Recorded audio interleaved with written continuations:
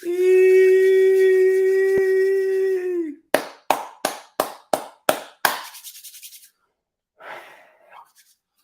going on, Facebook? What's going on, social media? How are we all doing today? It's a very, very happy Monday. It's a victory Monday. The Titans won. I'm in a great mood. So I promised you all that we would do a bonus show today. I thought that we'd do it in the morning, but I've had this crick in my neck that I've been trying to get out, and it's still there. So I'm going to work with that. I'm going to work with the crick in my neck. If y'all know how to get a crick out of your neck, please let me know. But that's neither here nor there. But my name is Kojo Sarfa. I'm checking in from what looks to be a sunny day here in Los Angeles, California. And I'm excited to talk mental health with you all today, to check in with y'all, to answer your questions. And this is just a free-for-all Q&A. Whatever question you have, any question you have, this is the time to ask your questions. The DMs get so full and it's really difficult to get back to certain people. So now is the time to ask your questions. But before we do that, use the comment section to introduce yourself and let me know your name and where you're checking in from. Like I said, my name is Kojo, and I'm checking in from sunny Los Angeles, California. Let's have a fantastic week. I put my little blurb here so y'all can see a little bit about me, read, boom, boom, boom. But if you've been here before, you already know how this works, right? So that's what I'm excited to do today, to answer your questions. And before we get into the questions, I just want to say that, I just hurt my neck and I felt it. I was going to say that I appreciate you all and I appreciate the attention.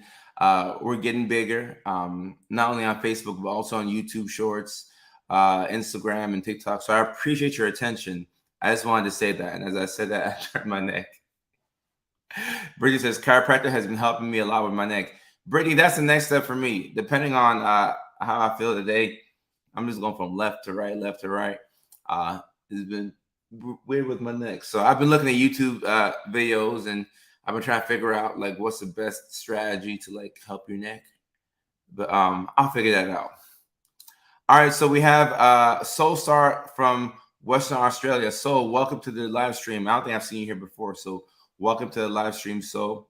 We got Nikki from Southern California. Nikki, what's up? How are you doing? Nikki is a part of the home team here in Southern California. We got ZE from Iraq. How are you doing?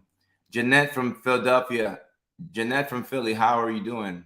How are you doing? Welcome to the live stream. Welcome to the live stream. Tequila from the Midwestern United States. Welcome, Tequila. Welcome, Tequila. Ashley, how are you doing? Amanda says, please talk about PDA.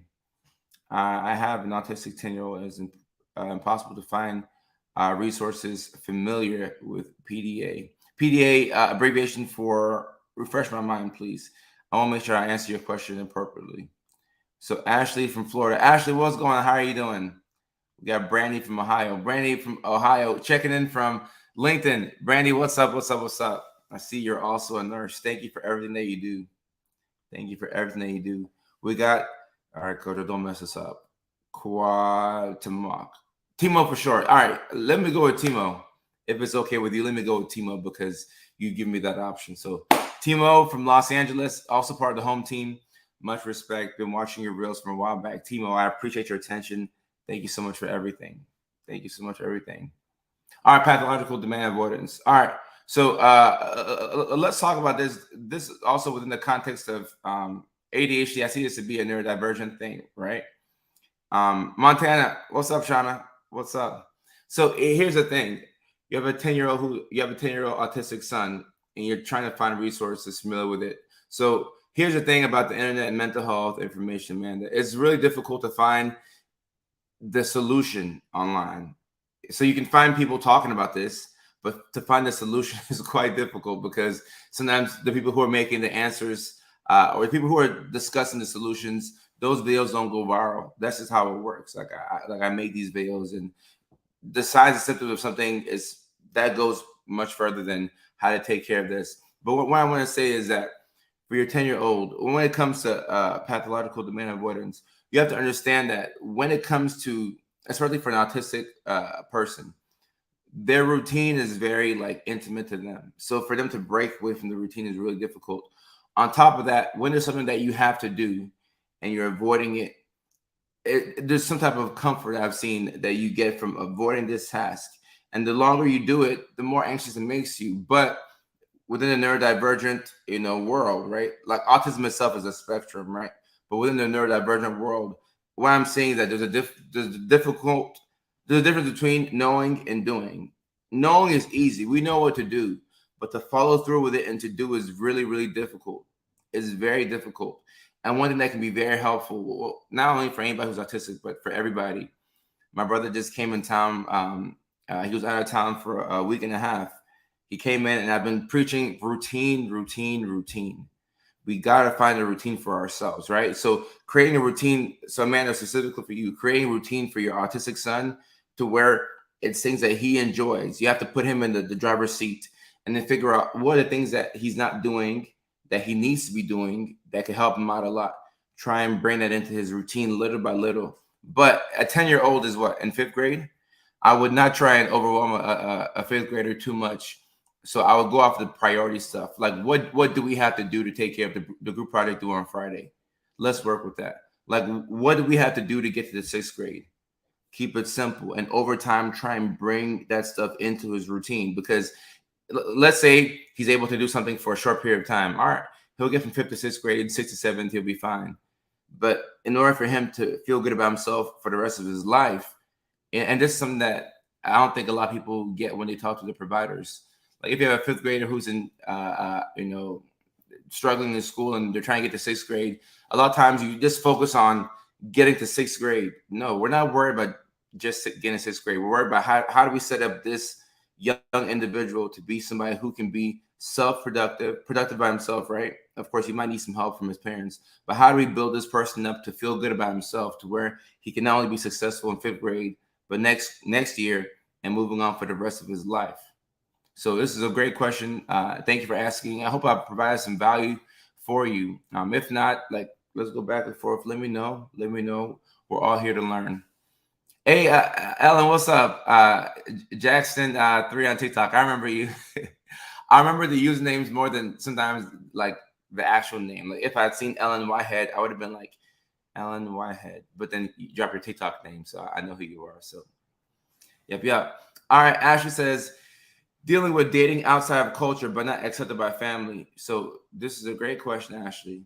I can speak on this from personal experience, and I can speak on this from professional experience. So here's the thing: when it comes to dating, like, look, I'm African, right? We're from Ghana, West Africa, so culture is very important to us. So sometimes it's us versus the world. Not that people who look different from us are bad, right? Nothing's wrong with women from America or women from the South or white girls or black girls or whatever. It's just in our culture, it's like, all right, we just want like our people. That's how the culture thinks. So when you date outside of your culture, sometimes your family will be upset because it's a different way of life. And when you like date or marry somebody, you're not just dating or marrying them, you're marrying their culture, you're marrying their family. The families are being intertwined, right? So other people are affected by it. And sometimes people want to do what's in their own best interest, your family. So let's say you're dating somebody that's outside your culture. Your family might take it as, oh, yeah, Ashley's dating so-and-so, but they're looking at things from their perspective. Like, all right, how does this make the family look? Do we like how this makes us look? And it does come from caring about what people think about you.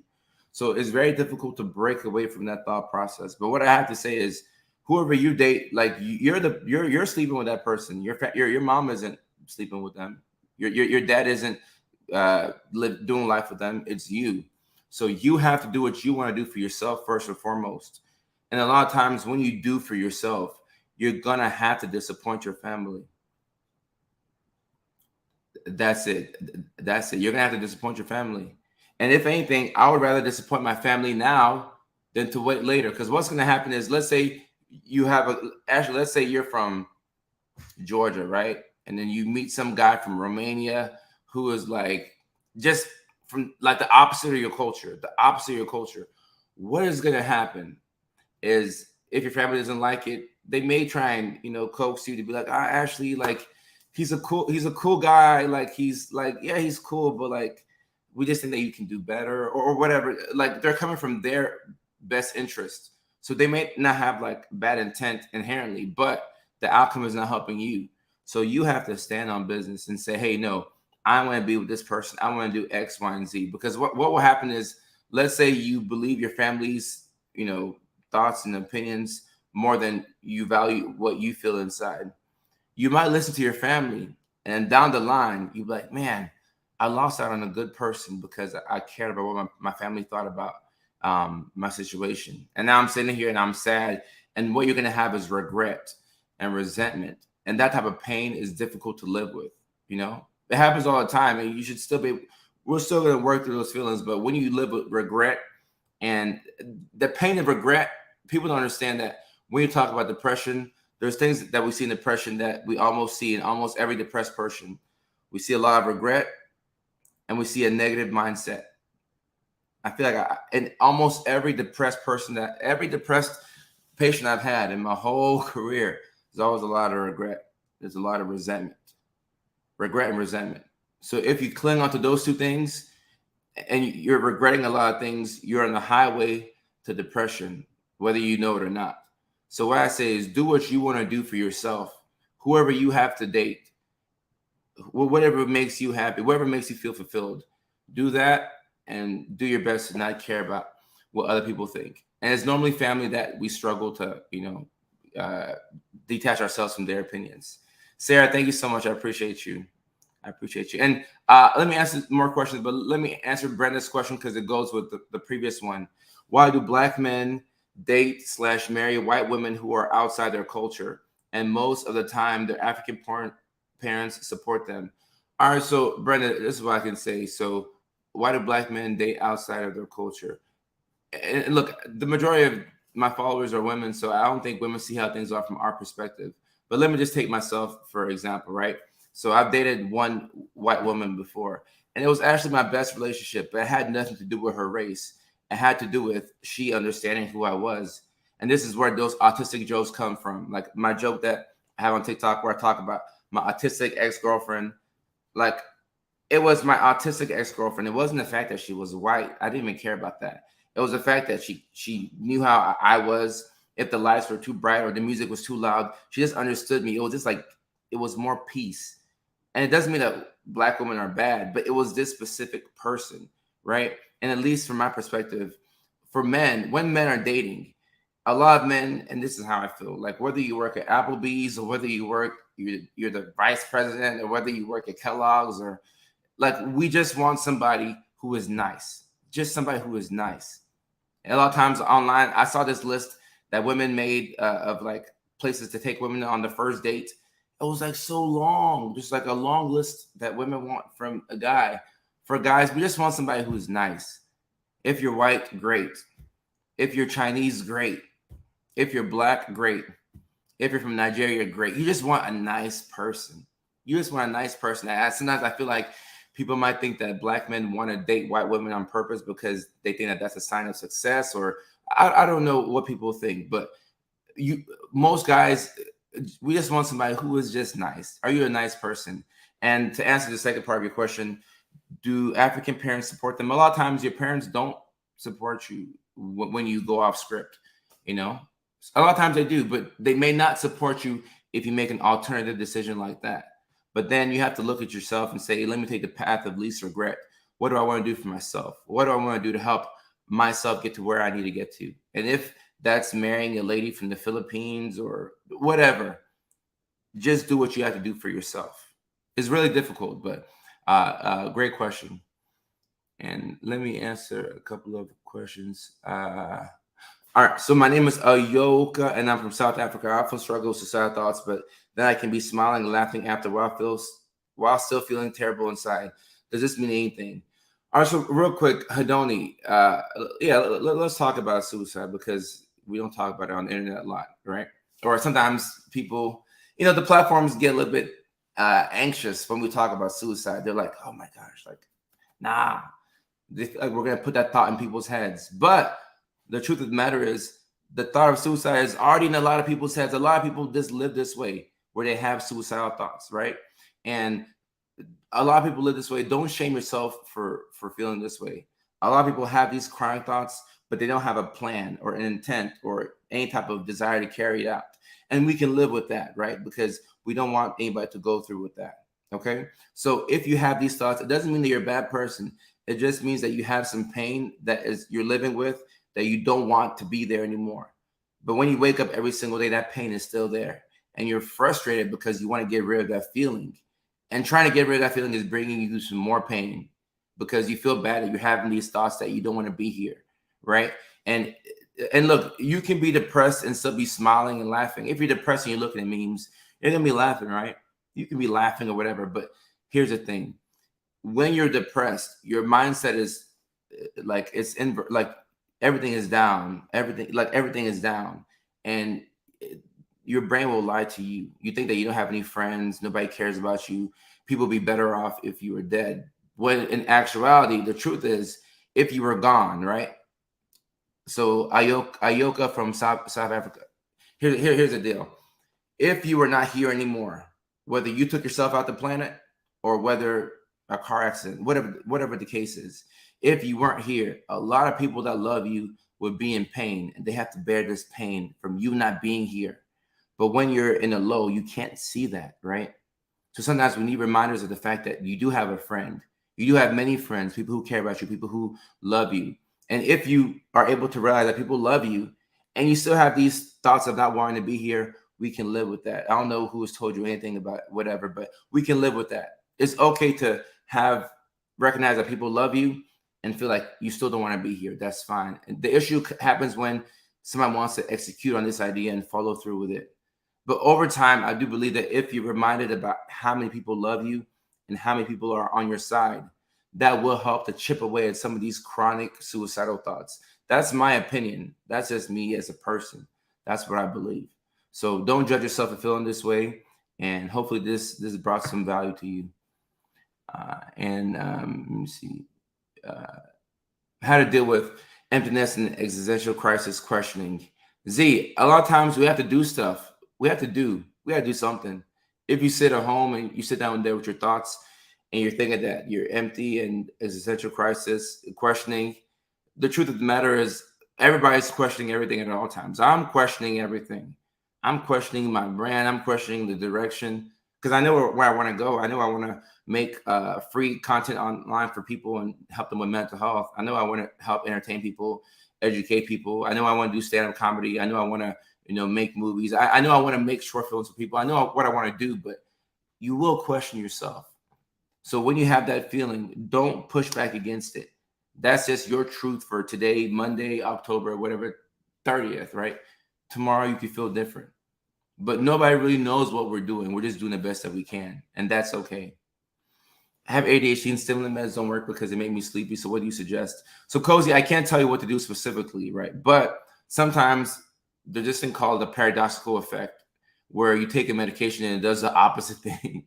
I'm not sure why it happens, but it happens, right? It's like giving a child Benadryl and you're like, okay, all right, have a good night and try and get some rest. And then they get this super strength and the kid is like all riled up. And like, why are they super like awake after taking Benadryl?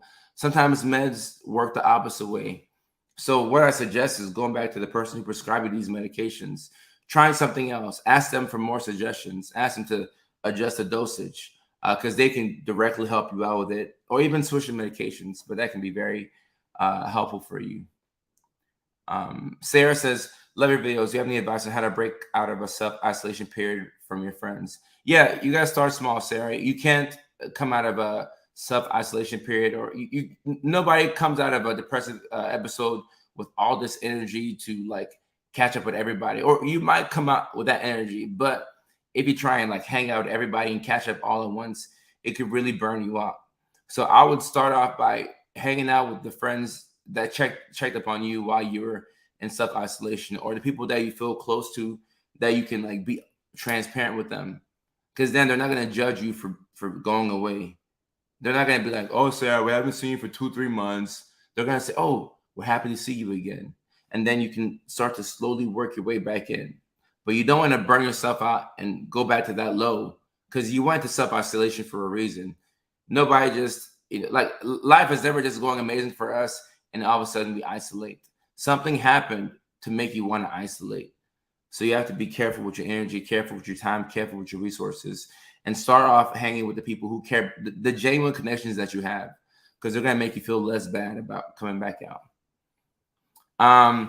My child is autistic, and I have learned that they have a higher likelihood for being, for lack of better term, sexually fluid.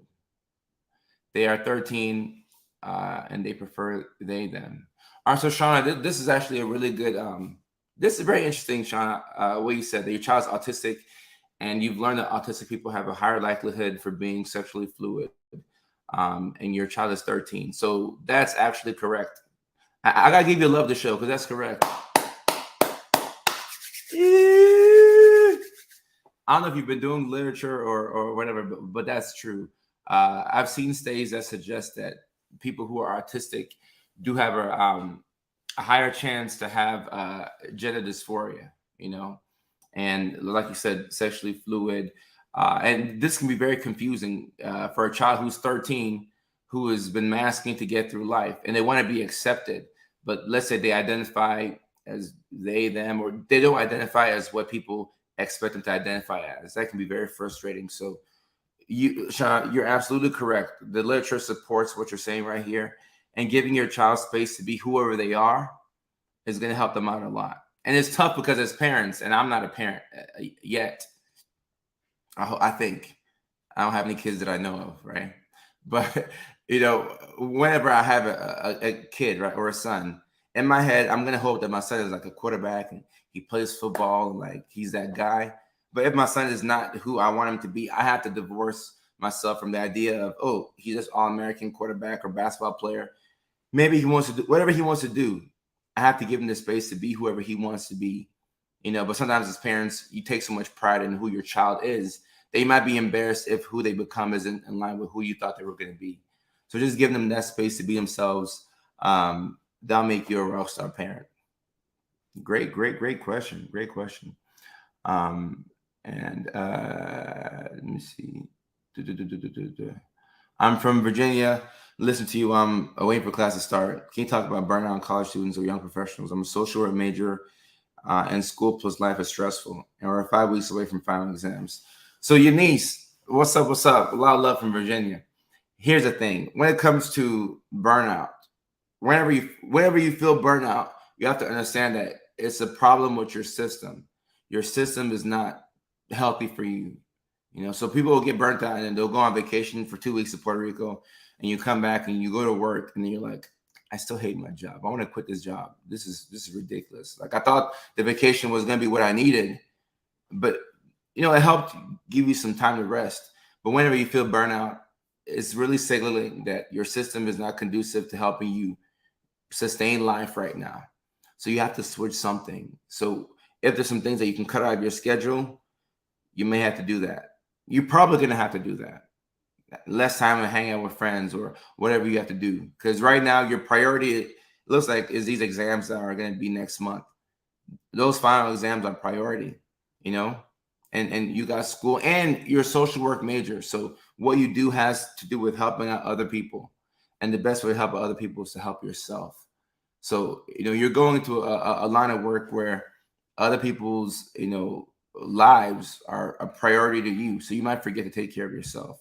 So the sooner you learn this, the better. Don't judge yourself, but the sooner you learn it, I do think it'll help you out as a professional and as a person, more importantly, because you as a person is more important than you as a professional, because you can't help anybody if you haven't made a space to help yourself out. Hi, I was watching a video from OCD, and then suddenly I saw you're live. Jackie, we're live, and we'll be live again tonight at 6 p.m. California time for the regular show. The reason why I'm on today right now as a bonus show is because my football team won yesterday, and I'm in a great mood. So I was like, hey, I need to come on here and just connect with y'all because my team won, and I'm feeling great. The Titans won. We're 3-4. We have a franchise quarterback, and life is amazing right now. I don't know what it'll be like tomorrow, but right now it's amazing. Hannah, how are you doing? Looking for mental health support and humor. Thank you for allowing me to join. Well, Hannah B, you're in the right place. Thank you for being here. I'm constantly being asked to come out of my shell, but after years of being better off being quiet, bullied, I just can't. Any advice? So Sindhu, you're being asked to come out of your shell, but probably your environment is not something that you feel safe in. If you're around let's say your one closest friend in this world, and they wanted you to be, to speak up and tell them how you're doing. You'd probably open up, right? So likewise, before you can, especially somebody who's been bullied, right? The bullying over time is going to give you like this chronic form of PTSD called CPTSD, or it could give you that, right? Being bullied every single day, your self-esteem is dropping lower and lower and lower and lower. So before you open up, you sometimes wonder if like your environment is safe. So worrying about making sure that you have an environment where you can be yourself, I would start off with that first, right? Gravitate towards the people who you can respect, the people who you feel like the love is genuine. And it's hard to make genuine friends nowadays. It's really hard. Everybody says that dating is difficult now, of course. But you know how hard it is to find one friend? It's quite difficult, right? So you have to give yourself some grace when it comes to this, and realize that you're doing the best that you can. You're just doing the best that you can. Love them where they are. Shauna, I agree in terms of parenting, and just you coming on here as a parent and asking that question, I'm sure your child really appreciates that, because there's a lot of kids where their parents don't appreciate, not that they don't appreciate who they are, but their actions don't line up with somebody who appears to care for their kids. But they care for their kids, but they're just embarrassed about who their child is, because they think that that's going to make people perceive them in a different way, if that makes sense. Can narcissists hate themselves even though they're supposed to think that they're above themselves? For sure. The answer is yes. The answer is yes. And a lot of times the reason why you might, and look, everybody has a couple of narcissistic traits in them. That's me and the 43 people watching this live stream and the thousands who will watch on the back end. We all have narcissistic traits. It's just who we are, right? In order to be a narcissist and meet that criteria for a narcissist, it has to be much more pervasive. Like you have more than just a couple of traits, and these traits like significantly interfere with how you live life, right? So you can be a narcissist and hate yourself. So you can be anything and hate yourself. It's not dependent on a diagnosis or whatever. Self-hate and depression, you see a lot of self-hate. I don't like who I am.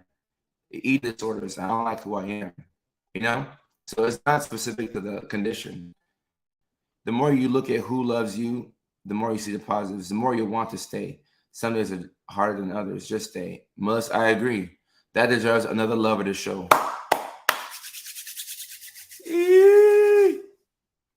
Does ADHD run in families? Jeanette, it absolutely does.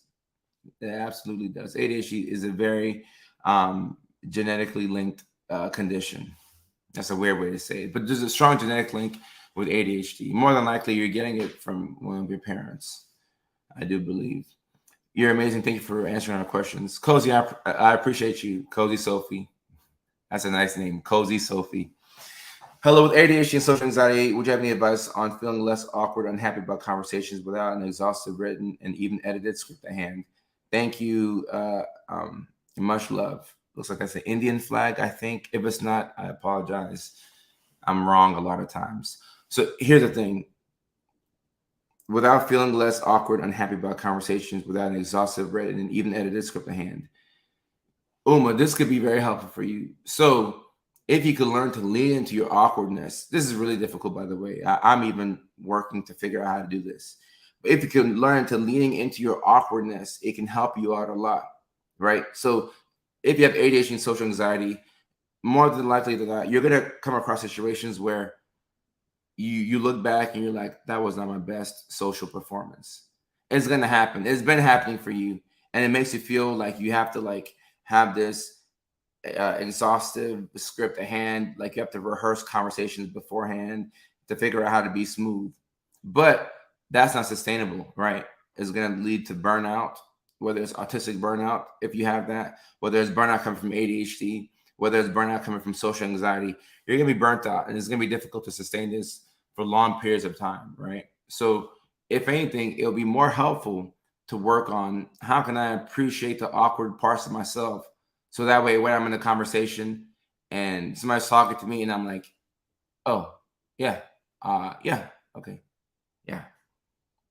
And I'm like, hold up, that was weird. Instead of me being like, oh, that was weird, like, you're so lame. Embrace it like, oh, yeah, I, I just lost my train of thought. Okay, never mind. Anyway, what were you saying? When you show people that you are not too concerned about your differences, right, or your idiosyncrasies, that's a sign of confidence, right? So learn to love ourselves.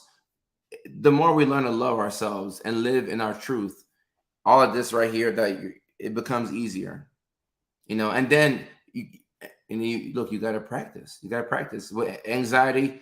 When you see a professional, what do? They use exposure therapy. You don't like dogs? Okay, cool. We'll bring like a little puppy around or show you a picture of a dog. Eventually, like we'll get you to a point where you're not as fearful of this thing. So instead of rehearsing conversations, pretty much you just go into a social interaction, just go there off the rip, just let it fly. Just let it fly. And this is something that we have to practice. Going to a social interaction without the conversation rehearsed. We're just going to practice it. Practice it. Go in there. You don't know what to say. Eventually, you come up with something to say, but you're learning to go off script. It's extremely scary, Uma. I got a lot of empathy for you. And just working on this makes you a rock star. It does. And look, I do stand-up comedy. Sometimes I'll go on stage. I'll have jokes prepared. Sometimes I'll go and say, you know what? Today, throw the jokes out the window. I'll just go and talk and make things up and see where I go. It's very scary, but it forces you to look inside and say, all right, let's confront this. Let's confront the social anxiety. Let's confront whatever is scaring us, right? All right, let me see. The friends I have are fake and the friendship is superficial. Do I still hang out around them until I find genuine people, or is it still better to keep away? Oh, what a question. Oh, what a question. Oh. Yo, this is a good question. Wow. Your friends are fake. You realize that your friends are fake and the friendship is superficial. So, in my opinion, here's what's going to happen. Let's say you cut off all the fake friends right now and you say, I only want to hang around genuine people. The moment you do that, you have to be prepared for a season of loneliness because it's going to come. I'm just telling you the truth. It's going to come. You're going to realize, and a lot of times you realize this when you either come out of a depressive episode or you come through a difficult situation where you needed help and you looked around and all the people that you were like friends with, they're no longer there. You're like, hold up. I thought this was my friend. I didn't know that they just want to hang out with me so that they can get access to this or that. All right, cool. All right. So they're not a real friend. Cool. But I am lonely and it is Friday night. So I'd like to go to the movies with them. Okay, I'll do it. If you do that, don't judge yourself, right? Don't judge yourself. But over time, and even if you hang out with them, I don't blame you. Whatever you have to do to get from Monday to Tuesday, don't judge yourself. But over time, if you can get one genuine friend, I'd rather hang out with one genuine friend than 7 fake, kind of okay friends. Just one genuine friend, one genuine sibling, one genuine connection. And as genuine connections up, slowly reduce the time that you spend with the fake friends. Don't cut. Some people will say, cut them off now. I can't stand to be around somebody who's not genuine for a second, right? But you're on a journey. So like slowly spend less and less time with them. Just give them that respect and start working on building up those genuine connections. So you can go at your own pace, but don't judge yourself because this is very difficult. It's really difficult. Is it normal for someone I stopped talking to? He emails me to get back with him. So Ashley, I don't know what normal is. Normal is a very subjective thing, but somebody who, let's say the person is blocked and they email you, it means that they really want to get in touch with you for some reason. Now, I don't know who they are, if they're healthy for your mental health. I don't know if they're toxic. I don't know anything, but this is somebody who's persistent. This Mickey Ficky wants to be in touch with you some way, somehow, So I don't know if it's normal, but it can definitely get to a point where it's uncomfortable for you. So you should definitely listen to yourself and see how you feel about the situation. I have ADHD and I struggle with reading. I used to read a ton of fiction when I was younger, but now I have difficulty even reading the things that I want to read and I'm interested in. I don't know why. So Horse Force, this is a great question. This is a fantastic question. And what happens with ADHD, and I'm not sure this is your situation, but what happens is a lot of times there's a disconnect between knowing what we have to do and then doing that thing, right? And for the person who has ADHD, let's take laundry because I'm looking at my laundry basket right now, right? If you have ADHD and you're doing laundry, it's going to take you 3 times as much energy to get that laundry done as compared to a neurotypical person. You feel me? So, and even for me, like I live here in LA, and like, great example. I'm about to drive after this live stream. I gotta get off in 5 minutes. I'm about to drive and go pick up my dog from the dog sitter. Okay. So I'm driving down to Burbank to pick up my dog from the dog sitter. I know where my dog sitter lives. I don't have to put the address in the GPS. But sometimes, guess what? I do, because it takes off less brain power. And for those of us with ADHD, we're constantly like using up so much brain power to get everything done throughout the day. So you get to like 3, 4 p.m. and you're like, like you're just tired, right? You're just tired. So when you were younger and you were a kid, like you weren't using your brain you weren't using brain power as much. You had parents there, you had teachers to tell you, hey, you gotta get to school, you gotta do this, you gotta do that. As an adult, everything takes energy. I gotta do laundry, it's all me. I have to go pay my bills, it's all me. I gotta do this, it's all me. We're drained, we're tired, we're drained, we're tired, and we're just tired. So when it comes to reading a book, it can be really difficult to read just a book. And look, I struggle with reading books, and that's my book right there, Feeling Good. I've written 2 books, and for me to go back and read my own books would be a little bit difficult. And it's my story, because it's difficult to just sit down and get things done. So I've converted to a lot of audiobooks, things I can listen to passively going throughout my day. But I still want to, like, make time to just read a book. And also keep in mind, with ADHD, a lot of things are vying for our attention, right? I have 1, 2, 3, 4, 5, 6, 7, 8, 9 tabs open right now. 9 tabs. The first tab is Gmail. The second tab is a Google Doc. The third tab is my comedy videos. I have 2 YouTube tabs right here. I'm not sure what it's doing, but it's up there. Another Google Doc tab. Baltimore Ravens, something I'm trying to buy for somebody. That's a tab. Online Notepad tab. StreamYard, that's a 9th tab. I don't need 9 tabs open right now, but it just makes me feel good to have like a lot of tabs open, right? But either way, a lot of things are going on. I just had the guys, you know how like you have a Mac and like you'll get a text message on your computer. I'm sitting here on live stream talking to you about mental health, and I see that the guys are talking in the group message about fantasy football. So now my mind is here.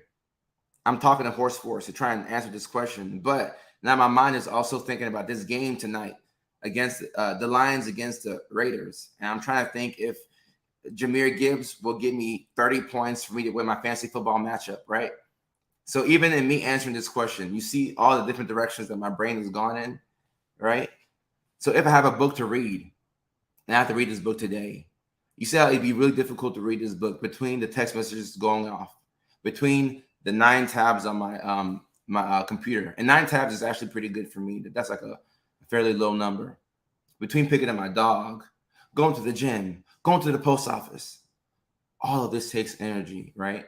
So it could be helpful to get a priority list. Don't judge yourself. Get the main stuff done. The rest, it is what it is, right? It just is what it is. All right. Let me see. All right. Let me try and answer one more question. All right. So Don, let me say this real quick about Adderall 20. So they won't let me, and like, any mental professional online, we can't comment on anybody's specific medications, because if you stop taking your meds, like, nobody wants to be held liable, boom, boom, boom, all this stuff. All I say is, if your doctor prescribed you Adderall 20, take Adderall 20. Don't take 40, don't take 6, take exactly what your doctor prescribed. So when it comes to specific medications, don't listen to Dr. Kojo. Do not listen to me. Don't listen to anybody else online. Whatever that bottle says, if it says Adderall 20 milligrams once a day, take it just like that. If you feel weird, if you feel like your mouth is too dry, or your mood's all over the place, you feel irritable, this is what you do. You go back to your doctor and say, hey, doc, you gave me Adderall 20. It works, but like, these are the things that I need help with. And then your doctor will say, all right, cool. Let's go back to the drawing board and let's make a couple of adjustments, right? Or if the medication is not lasting enough throughout the day, he say, hey, doc, Adderall 20 is not getting me throughout the whole day. Like, what can we do? Your doctor will say, all right, cool. Maybe we can go up. Maybe we can add like another medication. There's all these different options that can happen. But I can't tell you specifically what to do, because first of all, it wouldn't be ethically correct, and then people would actually listen to me. So whatever your doctor says, follow that specific advice, whatever's on the bottle. And I have to say this for liability purposes, but even if it wasn't a thing, even if I was some creator that I wasn't Dr. Kojo and I knew about mental health, I would still tell you the same thing. Follow exactly what your doctor says. And this could be very helpful for those of y'all who are taking any type of medications. And this is the last question that I can take. But I'll be back at 6:00 tonight, California time, 9:00 on the East Coast. So we'll have a double live stream. But let me say this real quick. If you're taking, I don't care, Adderall, Buspar, Zyprexa, Zoloft, Lexapro, Wellbutrin, whatever medication you're taking. Let's say you're taking a new medication for the first time and like things are getting better, but certain things aren't going well. This is what I want you to do. I want you to take out, this is what you should do, because you can make a note in your phone, but this would be even better. Take a pen and take paper. Now, this is just Chick-fil-A. Don't use real paper, all right? Take a pen and take paper and make 2 lists like this. This is really ghetto, but you get the point, all right? So on the left side, it should be what I like. And on the right side, it should be what I don't like. I think this would be very helpful for y'all. What I like, what I don't like. All right? What I don't like. Now, I'm just going to make an example. So let's say it's Adderall, okay? And this is not your specific situation, Don. I'm just using an example. Let's say I took Adderall and then I'm like, what I like. My focus is improved. Cool. I'm less impulsive. Boom, boom, boom, boom, boom, boom, boom. So I made a little list. This is what I like. I like that my focus is better on Adderall, and I like that I'm less impulsive. Or actually, impulsive, I should put the arrow down, not more impulsive, right? Less impulsive, right? That's what I like. Then write down what I don't like. And I'm just making this up. This is not any type of anything against Adderall. I'm just making this up. What I don't like, let's say the medication wears off too fast. It wears off too fast. And what I don't like is my appetite is gone and I feel hungry all day. All day. I'm just making this up, right? And this is not Don Snyder. This isn't Kojo Sarfo. This is John Doe. John Doe. I'm making this up, right? So John Doe went to the doctor 2 weeks ago and got put on Adderall 20. We're just case study, right? John Doe came back to the doctor with a list, right? And a lot of times there's this thing called, I forget the term, but you get in front of your doctor, you see him in the white coat, and sometimes you forget what you're going to say, right? It's kind of like when you're talking to your crush and you're like, yeah, I've had a good day. Like, yeah, it's been a good day. You just forget what you want to say, right? So writing it down is much more helpful. So John Doe, this is what I like. My focus is up. I'm less impulsive, right? What I don't like, the medication wears off too fast. My appetite is gone and I feel hungry all the time. So you take this into your doctor, right? And your doctor's like, oh, okay, cool. So your focus is good. You're less impulsive. That's good. But the medication is wearing off too fast. All right, what can we do for that? Hey, do you want to go up on the med? Do you want to go from 20 to 25? That's a potential option. Your doctor might say that they may not. Is this an option? Or your appetite is gone. I feel hungry all the time. All right, how can we account for this? Oh, maybe eat a big breakfast in the morning, high protein, high fiber breakfast before you take your medications. That can help out. Or maybe we need to cut the medication down to where you take less in the morning. You can take the other half in the afternoon. There's so many different things that you can do, but this is for your doctor to like come up with a game plan, but you have to help them out, right?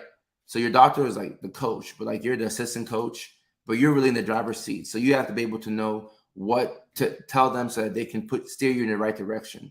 So if you come with the facts already there, it can be very helpful. And for those of us who have ADHD, look, if you're taking Adderall, there's a good chance you have ADHD, right? So for those of us with ADHD, you write this list, and after you write the list, this is what you're going to do. I'm giving y'all the play-by-play. You write the list, and because there's a good chance you could lose this list, you take this list right here. This is one of my favorite tricks. You take your phone, You take a picture of the list, right? Take a picture. Let me put the sound on so you can hear the click. I want you to hear the click. All right, well, it's not clicking for me, but you get the point. It should be clicking. Either way. All right. You take a picture of this, right? I took a picture. Then you take the picture, you make it a favorite. Make it a favorite. Take the photo, make it a favorite on your phone. So that way, you go to the doctor's office, you open up your photos, right? Open up all your photos. You see the favorite there, right? Right there underneath favorites. It's easily accessible. You can get to it. You're good to go. So you go in to talk to your doctor, and you're like, they're like, "Oh, how you been doing?" You're like, I know. One second. Let me check my phone. You can tell them exactly how you feel, and then from there they can make the necessary adjustments. So well, let me see this real quick. You said any suggestions for making it work better for you. So Don, just the last part of that, and I hope the Lions win. I really hope the Lions win because I need Jahmyr Gibbs to have a crazy day, so that way I can win fantasy football. But to make the medication work better for you, it's really difficult to say what, because we all respond to medications differently. We all respond to me, and that's why we have genetic testing. Some people will do genetic testing to see what works, what doesn't work. So it really is a trial and error thing, in my opinion. It's trial and error. That's how these meds work. The good thing about the stimulants is that they work like that, like same day, like you should see something. Whereas with an antidepressant, you gotta wait 3-4 weeks to see what's going on. But the stimulants should work same day. You know, this spam call. But yeah, so I gotta say that your appetite, right. So yeah, with stimulants, your appetite does go down. Some people hate that. Some people love that. So you said you loved it, great. Some people will be like, "Oh, I hate that. I need my appetite back," and then they go to the doctor, and then so on and so forth, right? So, all right, y'all, I have to go scoop up my dog, scoop up my dog, and get the day started. We'll be back in 6 hours for the late night show, and I will see you all then. Next week, I think that we have a guest, a very interesting guest who will be talking about her experience with ADHD and autism, and some sexual stuff and polyamory. She has a very interesting story. I think you all would benefit to learn from her story. So that'll be next week. But tonight we'll be back here in about 6 hours, and I'll be looking forward to seeing you all at that time. So until then, peace. Take care. Have a great day. Be back in 6 hours.